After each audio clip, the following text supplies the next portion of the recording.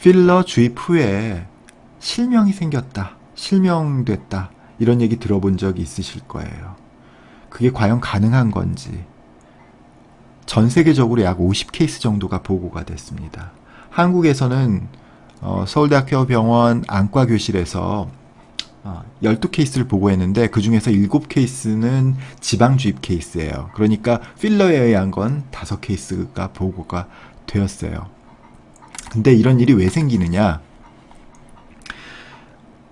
안구의 혈액 공급은요, 얼굴의 혈액 공급하고 비슷한 공동의 경동맥이라는 동맥에서 이루어지는 거죠. 그러니까 이 얼굴의 안쪽에서 옵살믹 아트리라는 혈관이 이렇게 앞쪽으로 쭉 나와요. 그러면서 나뭇가지처럼 이렇게 여러 가지를 치는데 큰 가지는 눈썹뼈를 통해서 나와서 얼굴과 이마를 공급해주는 브랜치들이 이렇게 있죠. 이게 이렇게 해서 뼈 앞쪽으로 해서 얼굴 앞쪽으로 가는 거예요.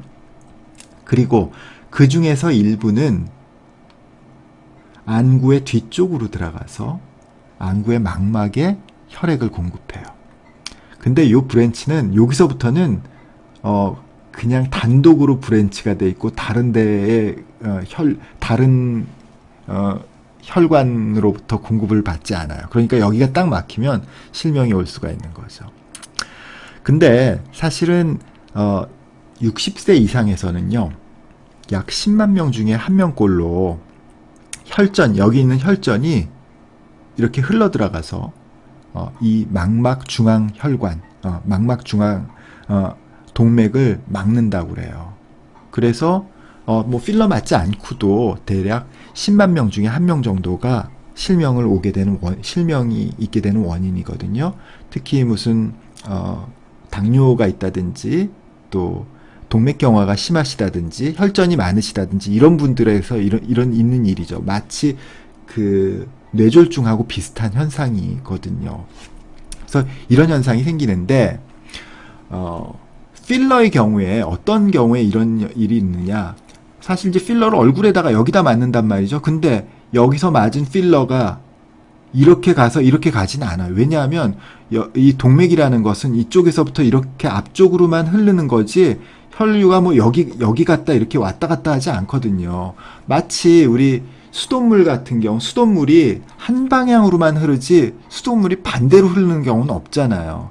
그런데 어떤 일이 있을 수가 있냐면요, 여기서 큰 혈관에다가 필러를 확 집어넣었단 말이죠. 그러면 일시적으로 일로 가는 혈류가 딱 막혀. 그러면 여기서부터 여기까지의 압력이 굉장히 높아지는 거죠. 그 순간에 여기 있던 혈전이 딱 떨어져서 여기 가는 거죠. 그러니까 마치 여기서 주사한 거에 이렇게 삥 돌아서 들어가서 이걸 막는 게 아니라 여기서 주사한 필러가 이 앞쪽 얼굴 쪽의 혈관을 막으면 일시적으로 혈압이 높아져서 이쪽에 있는 혈전에 의해서 망막 중앙 혈관을 막는 이런 사고가 날 수가 있다는 거죠.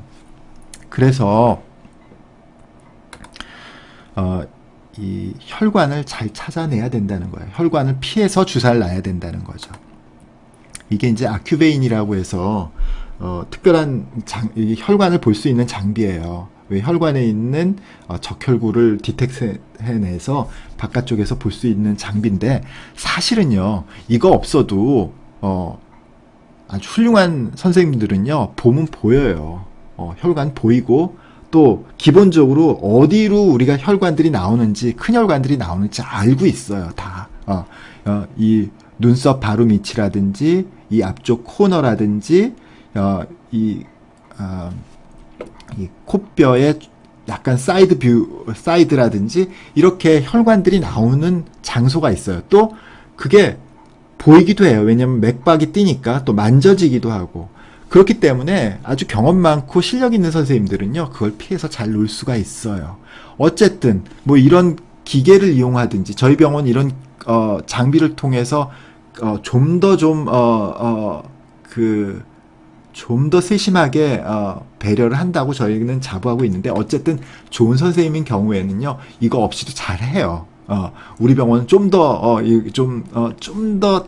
아주 이 단단하게 안전을 기하기 위해서 저희는 이렇게 하는 거고요. 또 우리 조직, 그러니까 조직은 삼겹살 아시죠? 삼겹살이 뭐예요? 맨 바깥쪽에는 피부고 그 안쪽에는 지방이고 근육이고 이게 삼겹살이거든요. 우리 조직은 이렇게 여러 레이어가 있어요.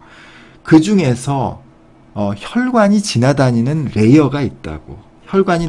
큰 혈관이 다니는 레이어가 있어요. 그러니까 아무데나 혈관이 있는 게 아니, 큰 혈관이 있는 게 아니에요. 그러니까 우리가 손 같은데 베었을 때도 어디 이렇게 살을 베었을 때도 피가 안 나는 경우가 있어요.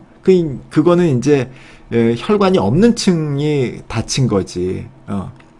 어쨌든 바로 이 층별로, 이 깊이와 층별로 혈관이 없는 곳에 주사를 해야 하고, 혈관이 없는 위치에 주사를 해야 되는 거죠.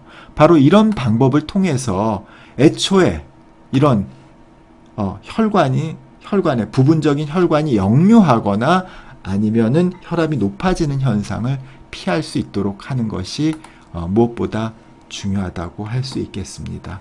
물론 오늘의 결론은요, 실명 생길 가능성 없지 않습니다. 그렇지만 이런 혈관의 위치를 정확하게 알고 혈관의 위치를 깊이를 정확하게 알면 그 가능성은 거의 제로에 육박할 수 있다는 거죠. 사실 그런 아까 문제가 생긴 경우는 어떤 경우냐 하면요, 대부분 경험이 그렇게 많지 않은 선생님들에 의해서 생기는 경우가 많이 있어요. 사실 그러니까 이 주사라는 게 놓기는 쉬운 거거든요. 의과대학 6년만 졸업하면 누구든지 놓을 수 있는 주사거든요.